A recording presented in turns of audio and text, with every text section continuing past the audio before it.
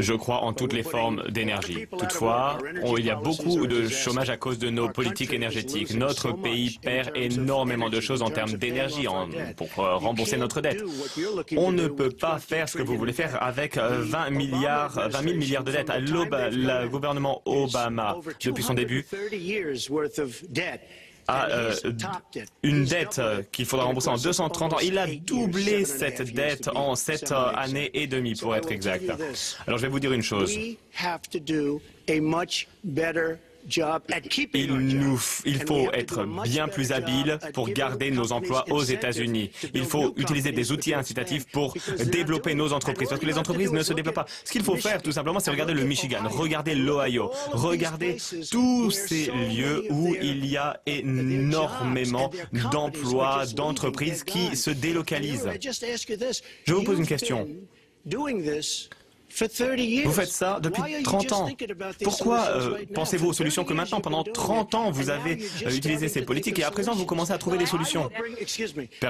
Excusez-moi, je vais rapatrier des emplois. Vous ne pouvez pas le faire. Eh bien, en fait, j'y ai pensé.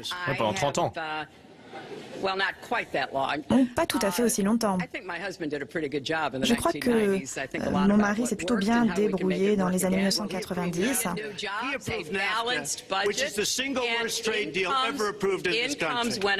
Il a approuvé le NAFTA. Les revenus ont augmenté pour tout le monde. Également, les emplois dans l'industrie dans les années 1990, si on s'intéresse aux faits. Lorsque j'étais au Sénat, j'ai été confrontée à un certain nombre d'accords commerciaux et je les ai soumis aux mêmes tests. Vont-ils créer des emplois en Amérique? Vont-ils augmenter les revenus et sont-ils bons pour notre sécurité nationale? Il y en avait un contre lequel j'ai voté, car je m'intéresse à tous ces accords avec les mêmes critères. N'imaginons pas que le commerce, c'est le seul défi qui se pose à nous. D'un point de vue économique, bien sûr, c'est très important. Nous allons mettre en œuvre nos accords commerciaux et il faudra que les gens rendent des comptes. Quand j'ai été secrétaire d'État, j'ai expliqué que nous augmenterions nos échanges, notamment avec la Chine. Je sais comment faire en sorte de créer des emplois et développer les exportations. Vous ne l'avez pas fait en 30 ans ou en 26 ans.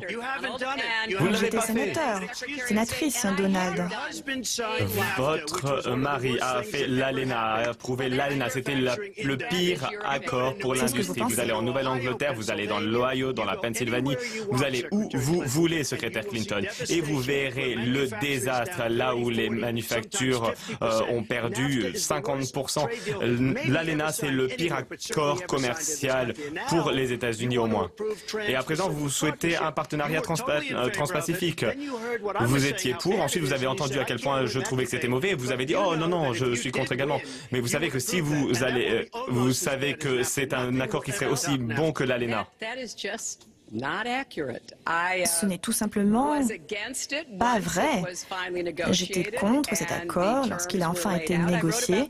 Et d'ailleurs, j'ai écrit à ce sujet. La norme d'or, le meilleur accord possible, le meilleur accord que vous n'ayez jamais vu. Ensuite, vous avez entendu mon avis et tout d'un coup, vous étiez contre cet accord.